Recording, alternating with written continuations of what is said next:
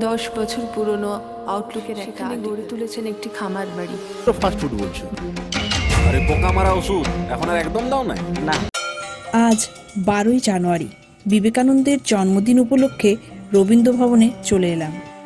কলমকাঠি নামের সিনেমাটি ইতিমধ্যে জাতীয় ও আন্তর্জাতিক চলচ্চিত্র উৎসবে অংশ নিয়ে বিভিন্ন বিভাগে 17টি পুরস্কার ছিনিয়ে এনেছে।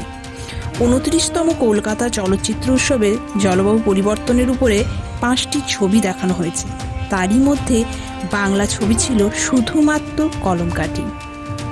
রবীন্দ্র ভবনে 3টি শোয়ের ব্যবস্থা করা হয়েছিল। আমি সন্ধ্যে 7টার শোতে গিয়েছিলাম।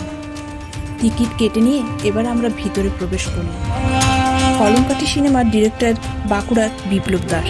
শাশুড়িমার নাট্যজগতের সাথে থাকার সুবাদে কয়েক মাস আগেই ওনার সাথে পরিচয় হয়। ওনার মুখেই প্রথম কলমকাঠি সিনেমার প্রেক্ষাপট জানতে পারি। চাষের ক্ষেত্রে যেভাবে রাসায়নিক সার ও কীটনাশক ব্যবহারের রমরমা দেখা যায়, তারই ফলক্রিয়ায় নষ্ট হচ্ছে পরিবেশের ভারসাম্য, সাথে সাথে হারাচ্ছে অনেক দেশীয় ধানের নাম। সিনেমার মধ্যেই আমরা সেসব নামের পরিচয়ও পাই। ধ্বংস হচ্ছে বাস্তুতন্ত্র।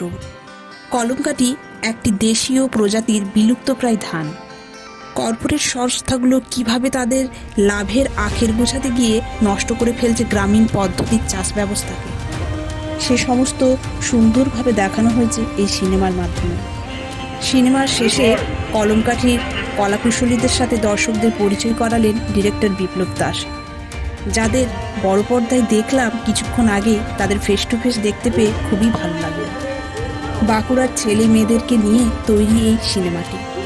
এই বাঁকুড়া জেলার সিনেমায় আজ বিদেশের মাটিতে অনেক পুরস্কার নিয়ে এসেছে।